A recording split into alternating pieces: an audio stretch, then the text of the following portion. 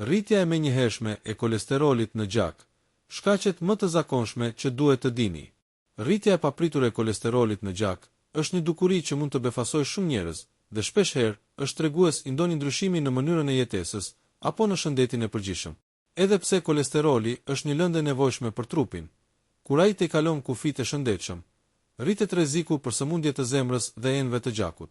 Më poshtë janë disa nga arsyet më të zakonshme që mund të çojnë në rritjen e menjëhershme të kolesterolit. Përdorimi i tepruar i kafes së fortë. Konsumi i lartë i kafes, veçanërisht asaj të përgatitur me presion si ekspresi, mund të ndikojë në rritjen e kolesterolit të keq në gjak. Kjo ndodh për shkak të disa përbërjeve që gjenden në kokrat e kafes, të cilat mund të ndikojnë në përpunimin e yndyrnave në trup. Stresi dhe ngarkesa mendore. Kur trupi është në stres të vazhdueshëm, ai prodhon më shumë hormon stresi, kortizol, i cili lidhet me rritjen e kolesterolit. Stresi i vazhdueshëm ndikon negativisht jo vetëm në shëndetin mendor, por edhe në shëndetin e zemrës. Pirja e duhanit. Pirja e duhanit dëmton muret e brendshme të enëve të gjakut dhe ul nivelin e kolesterolit të mirë. Kjo e lehtëson grumbullimin e yndyrnave në gjak dhe rrit rrezikun për bllokime në qarkullimin e gjakut. Përdorimi i disa barnave. Ka barna të caktuara që ndikojnë në mënyrën se si trupi përpunon yndyrnat.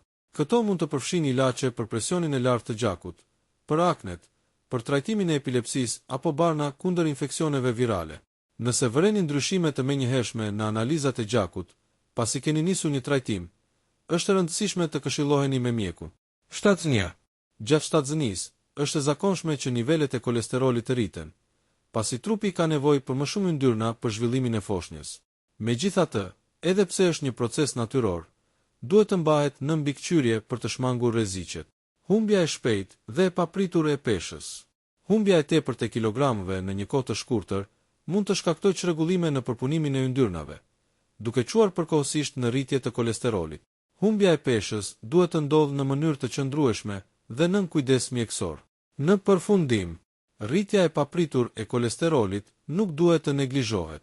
Ajo mund të jetë pasojë e zakoneve të përditshme, por edhe shenjë e ndonjë problemi më të thellë shëndetësor. Mbajtja e një stili jetese të shëndetshëm, përfshirë ushqimin e mirë, aktivitetin fizik dhe menaxhimin e stresit, është çelësi për të ruajtur kolesterolin në nivele normale. Këshillohuni gjithmonë me mjekun nëse vëreni ndryshime të pashpjegueshme në analizat tuaja të gjakut.